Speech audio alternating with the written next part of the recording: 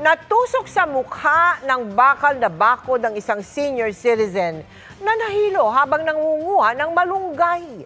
Babala, sensitibo po ang inyong mapapanood na balita sa pagtutok ni James Agustin.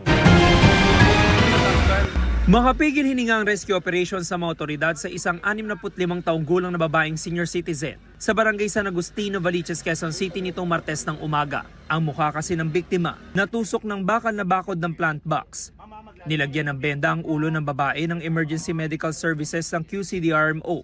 Kasabay niyan gumamit ng hydraulic cutter ang Special Rescue Force ng Quezon City Fire District para maputol ang bakal. Pagkatapos manu-manong tinibag sa pagkakasemento ang bahagi nito hanggang sa tuluyan ng mailigtas ang biktima. Maingat siyang inihiga sa stretcher at isinugod sa ospital. Ayon sa BFP, tumagal ng halos 30 minuto ang rescue operations. Ang naging challenge lang po sa amin, syempre, nakatusok siya doon sa bakal. So hindi natin pwedeng basta-basta galawin.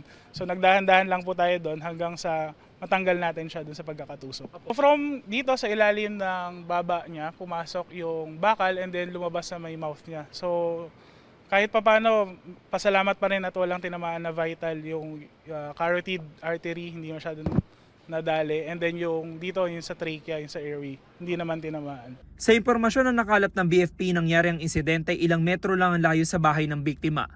Ang plant box pagmamayari ng kanyang kapitbahay. Ang sabi lang po ng witnesses na nandun sa paligid is kumukuha siya ng malunggay and then nahilo, then suddenly nadulas doon sa may gilid ng plant box, then saka siya natusok doon sa fence. Sumailalim sa operasyon ng biktima para matanggal ang nakatusok na bakal. Nagpapagaling pa siya sa ospital. May paalala naman ng BFP sa publiko kung sakaling mangyari ang ganitong insidente. Tumawag agad tayo ng otoridad at iwasan natin galawin basta-basta yung pasyente. So, i-stabilize lang natin, hawakan lang siya kung saan siya nakalugar, then hintayin natin yung otoridad na gumawa ng paraan para matanggal siya dito ng safe. Para sa GMA Integrated News, James Agustin, nakatuto, 24 oras.